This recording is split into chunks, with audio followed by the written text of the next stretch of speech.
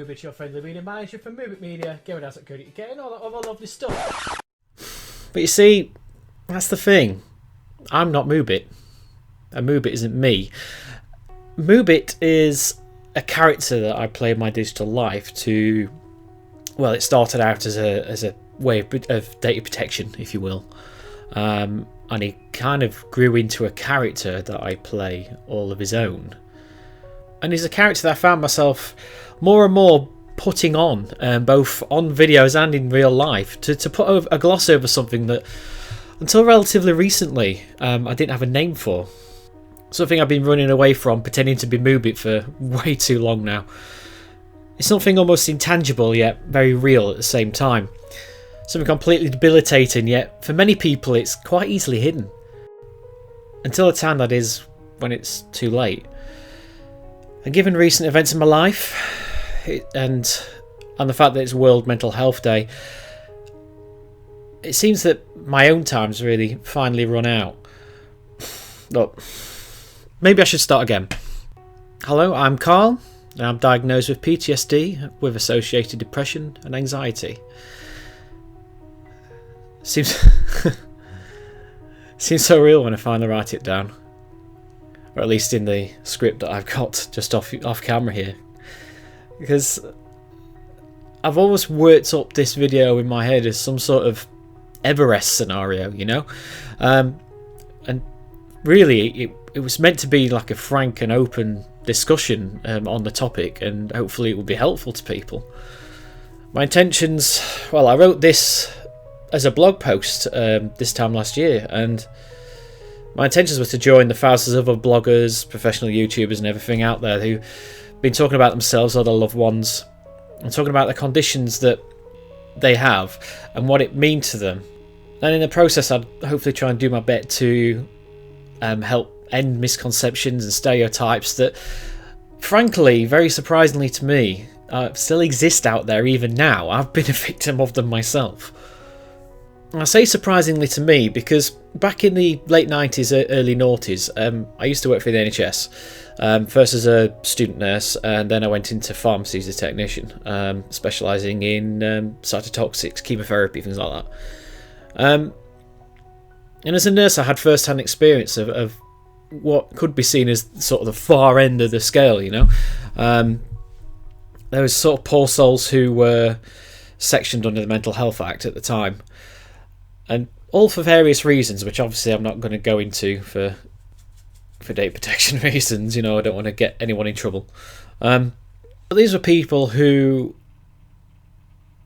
in their previous lives, were from all manner of backgrounds. From a young woman who unfortunately been in care all her life, to the ex-CEO of a large multinational corporation, right up to, you know, elderly patients with Alzheimer's and things like that, and everything in between, really. And I was a very young man at the time from a relatively sheltered environment, and those experiences taught me that mental health is quite a cruel mistress. It's vicious, it's debilitating, it pays no heed to who you are, where you come from, or your own perceived ideal of happiness, and it can hit you without warning or choice. Put simply, I learned in those formative years that poor mental health is universal, and it's everywhere. Just as poor perceptions of mental health were quite universal and everywhere at that time. I flash forward a couple of years to when I became a pharmacy technician, as well as overhearing comments like, you know, oh, you got a bit of depression, cheer up, you'll be alright. What? You know, you might as well say, oh, you're in a wheelchair and you can't move your legs, be right, get up and walk it off. Idiots. And the problem is you heard things like that all the time as you walk along those hospital corridors through the years. But as well as those sort of universal incorrect perceptions, I personally had an experience where, you know, many years later in retrospect, it's affected how my mental health condition has manifested itself, you know, now. It's like when things got bad, my natural instinct was just to hide behind this sort of dry, dark sense of humour. I picked up from my colleagues and just, you know, from the macabre sort of subject matter that we were dealing with. and I also picked up this sort of, well, it could be worse kind of thing. Like, it's not that I didn't care, it was just more like a shield that I put up, sort of to protect myself from sort of the negative things in life. And it was really in those early moments that the Moobit character was born. You know, this kind of bubbly, in your face, excitable, you know, nerdy person. Part of him is in me, and it's partly based on me, but then it's just, I guess it's just this character that I've been playing to cover up some of the other stuff that's going on, and you know, it's nice just to not have to think about it so long. But hey, I'm getting away with myself. Flash forward again past the pharmacy to about 2013, 2014. And this is where all the years of living behind this sort of self-imposed silly shield, if you will, finally caught up with me. And where I feel I kind of become a hypocrite in my own story.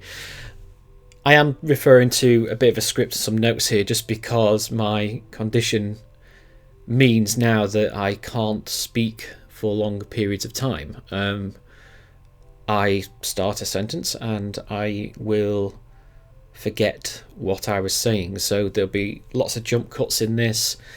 If you listen to the podcast version, obviously you won't be able to tell because I will cut out the stuttery bits and the frozen bits and things, but in fact I might even leave that last one in just to show you what I mean. But yeah, we're flashing forward to 2013, 2014 now, and I have, at least on paper, I've got the experience at that point to be able to spot the emergence of a mental health condition. And yet, when my own mental health started to deteriorate, and pretty rapidly, to be honest, I just ignored it. You know, keep calm and carry on and all that, as they were saying back then. And you know, I just kind of got on with it. You know, oh, just bad spell, it's fine, everything will pass. But it didn't. My condition didn't improve with time. It actually deteriorated really quickly. I started to isolate myself from my family and friends. I quit my freelancer YouTube career. So those who have seen my content on other people's websites and things like that, I kind of stopped doing that. As I mentioned just before, my memory was going, my concentration was going. My mood was low. I found myself almost frightened of crowds, work meetings, supermarkets even. Where previously I'd been quite confident in crowds, and I was, you know, life and soul and all that kind of stuff, and I'd be in there and getting to know people and all that.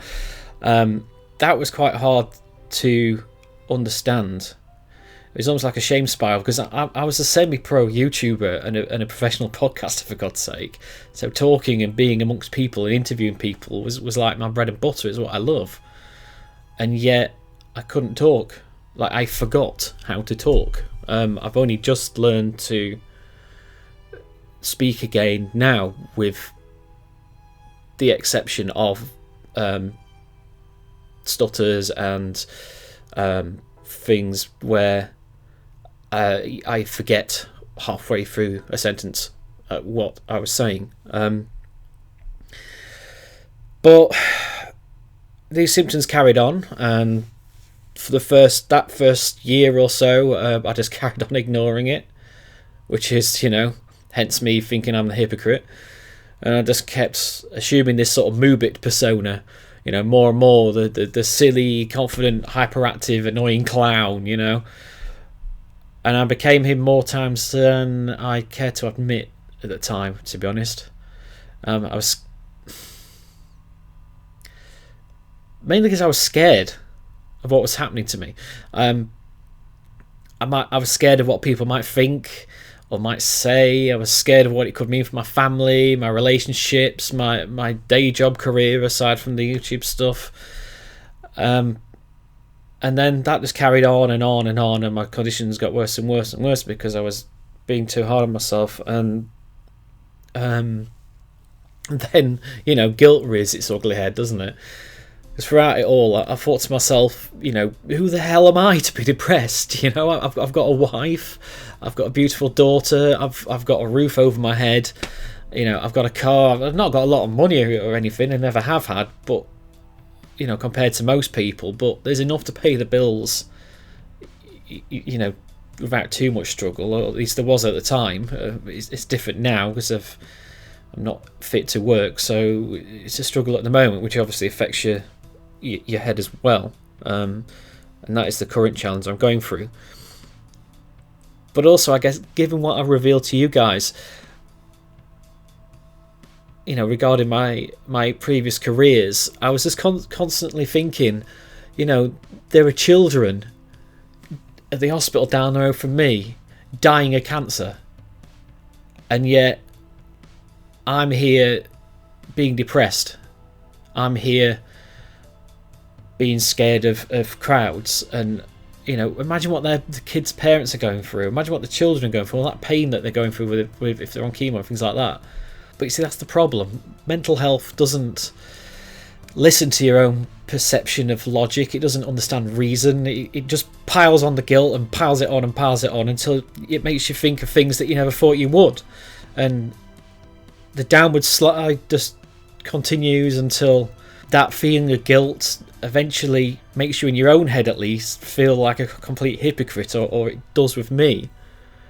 Because I guess I'm remembering the person I used to be, not the person I am now, living with this condition. In my case, I was always one of those promoters of seeing mental health problems positively, Like, I'd say to somebody who was saying something a bit, off key, about someone with mental health, I'd come back straight to them saying, well, you don't get all judgmental on someone who's got a cold. Like, having a mental health issue is no different to a person waking up and, they don't just suddenly wake up and go, oh, I think I'll have a snotty nose today. Mental health's like that. It doesn't work like that. You don't wake up and go, oh, I'll just not be depressed today. It's a chemical imbalance in your brain, for God's sake. And I was always saying that to people and things like that. But as you can imagine, remembering my own advice and my own words, and then realising that I was ignoring that advice because I was frightened of what people thought and things like that, it made me feel even more guilty. And so the cycle begins again, and I go, well, I no need to be guilty because people worse off than me, and so on and so on and so on, until you get this never-ending shame spiral from which there's just no exit. It did get to the stage where I was making plans to end my own life, and on the bad days, those plans were almost came to fruition. But on the good days, because it's not every single day with me, it'll be periods of a few days, and then I'll have a couple of good days and a few days and a couple of decent days, and so on at that point. And on the good days, I was obviously finding these notes and stuff like that, and not remembering doing them, and that scared the hell out of me. So eventually, enough was enough, and I started the process of seeking help for the first time. And I went to help for my GP, and that was when I sort of registered with the GP, and we started the process of getting that thing going. And yes, I was still very much ill, but for the first time I could sort of see the light, if you will, or some kind of light. I mean, my wife had already suspected what had been going on with me, and in retrospect, she was making hints about it, about getting help and things, but I just ignored it. But after going through the services and going through the counselling and things, I could finally be open about it to myself more than anything. And I thought, I'm still ill, but it's just a waiting game now. It's just keep doing the therapies, keep mindfulness, all that kind of stuff, and eventually I'll be better. Yes, No, it wasn't that simple. It's not long after initially reaching out for help, the month of hell happened.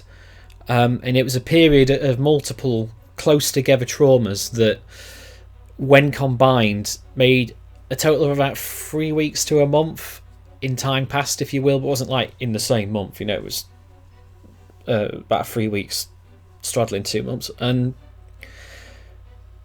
it would test even the hardest of minds, to be honest. I'm not going to detail everything in this video, just because the initial thing before the month of hell is something quite personal. The PTSD was something quite. Before the month of hell, some of it was quite personal, and during this month of hell, if you will, a couple of things are very, very personal, and I'm still not happy to share it. But needless to say, bad stuff happened. But I mean, the footnotes of what I'm willing to share with you is this almost midlife crisis level of, I've wasted 10 years of my life nearly in my current day job, and I've been interviewed 3 or 4 times in the space of a couple of months there for various promotions, and many times in the years before that, only to lose out to others. And yeah, I know, that's life, blah blah blah, I know, competition, yada yada yada yada, but when my mood is already low, you start to feel useless. And then I was involved in an RTA with my daughter in the back of the car, just driving along this built-up terrace street pretty slowly, luckily, obviously, because lots of parked cars either side.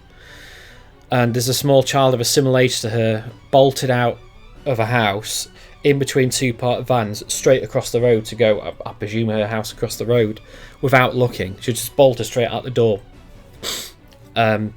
Just at the exact time as I was going past, and she bounced off the car and flew several feet down the road. Like I say, luckily I was doing like less than 20 at the time because of all the parked traffic. I'm not an idiot. But it turned out the girl. It turned out the little girl only had a few cuts and bruises, but at the time, the shock of it happening, and the fact that she was a similar age to my daughter, and just my daughter's own screams in the car, it was all quite a lot to take in. And as a parent of myself, that kind of scenario happened to your own child. It's every parent's worst nightmare, you ask anyone. And I really felt for her, the little girl, and her parents. And I guess I just switched off at the time. That was another big thing. Also, at the same time, in that period, my daughter got chickenpox, which isn't a big deal. You're supposed to get chickenpox at a young age. But she ended up with a complication from it, and it's relatively rare. It's called acute cerebral ataxia, and she had some other complications alongside it. And it caused her to lose the use of her arms and legs, and also caused a degradation in her speech and her cognition and things. And seeing this sort of normally bubbly, confident 6-year-old child deteriorate so rapidly. Sorry, I've forgotten what was. Yeah, it was heartbreaking. Sorry. Yeah, she couldn't play. She couldn't attend school, which she loves. She's a nerd. Yay. And she simply just couldn't do all those things that a normal 6-year-old child just takes for granted. Now, as it turns out, she eventually recovered over a long period of time. With all the tests and hospital visits and the strain it put on our marriage at the time, it was very testing, and the damage to my longer term mental health had been done by then, by the time she recovered. And then bad news comes in threes, as they say, and with all the previous stuff happening at the same time, the last thing I was expecting was for my uncle, who's quite a beloved man amongst the family, basically a bit of a hero of mine, just the way he is with his kids and the way he is with his employees. He owned a building firm at the time. As I say, he's a well-liked man, a lot of respect for him, and he died very, very suddenly. Short version is he went to his GP on duress of his wife with a cold one morning. The GP said, "That's not a cold, you need to go to the hospital." Lunchtime he was in hospital. Mid-afternoon he fell into a coma, and then that same evening he died of leukemia. Which was quite the shock, because he was quite the fit man and there was no symptoms at all. It was sort of flu-like symptoms, and it suddenly, that was it, gone. Space less than 24 hours, 12 hours even. And he died there with everyone around his bedside. I'm in Nottingham, he was in Derby, so quite close to get there. Had to leave work quite suddenly, and just to witness all those people around his bed and all the medical staff and the family and things. And I was already, on the verge of having a very serious episode breakdown again. And then that happens, and my brain just said, "So long, thanks for all the fish," and buggered off. That was it. I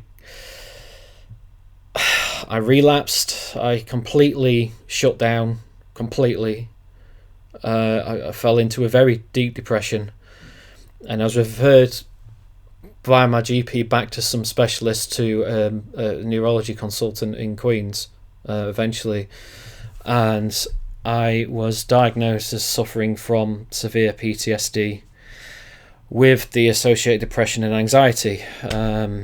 And life for myself and my loved ones would never be the same again. It was the start of a long roller coaster of lessons and adjustments and soul searching. There's been a lot of negatives, and there's been some positives too in recent months. For a start, I wrote this script as a blog post last year, which it took a good few weeks. I can't concentrate very well with my symptoms, so I can write for maybe an hour, half an hour, and then I have to have a lie down. It sounds pathetic, but that's just how it is. And I managed to make this video. Believe it or not, this has had about 10 takes. And